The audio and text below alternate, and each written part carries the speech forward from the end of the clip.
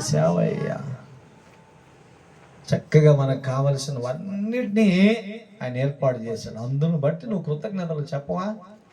ఒక గంట సేపు కరెంటు పోతేనే వస్తు అనుకుంటే ఎవడు తీశాడు వాడిని పట్టుకొని రండి, అది ఇది ఇది అది అని 100 మాటలు చెప్తాం మనం.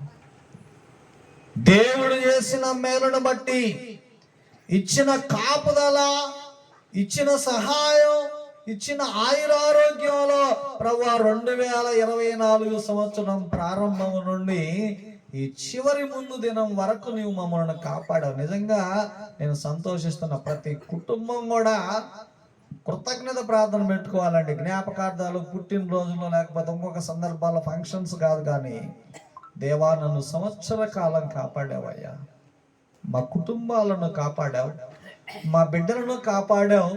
ఒక సంవత్సరంలో మాకు చేయవలసిన సహాయం అంతా కూడా నువ్వు చేసావు. మనం విన్నాం కదా, ఇప్పుడు చక్కగా పల్లవి ఫైనల్ ఇయర్లో ఉన్నట్టుంది బహుశా. అలాగే పునీత్ 10th క్లాస్లో ఉన్నాడు. ఆ బిడ్డలిద్దరూ కూడా రానున్నటువంటి కాలంలో తను డిగ్రీ ముగించుకొని సెలక్షన్స్కి సిద్ధపడుతుంది. దేవుడు ఆమెకు ఉద్యోగం ఇవ్వాలి. బిడ్డ 10వ తరగతిలో మంచి మార్కులను పొందుకొని భవిష్యత్ కాలంలో ఒక మంచి జూనియర్ కాలేజీలో ఆయన జాయిన్ అవ్వాలి కదా. దేవుడు చేసిన మేలులు.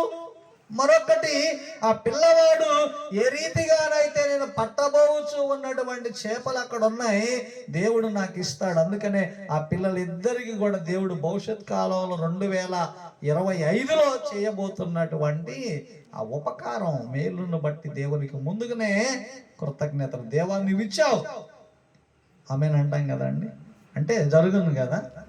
కాబట్టి దేవుని యొక్క కృపలో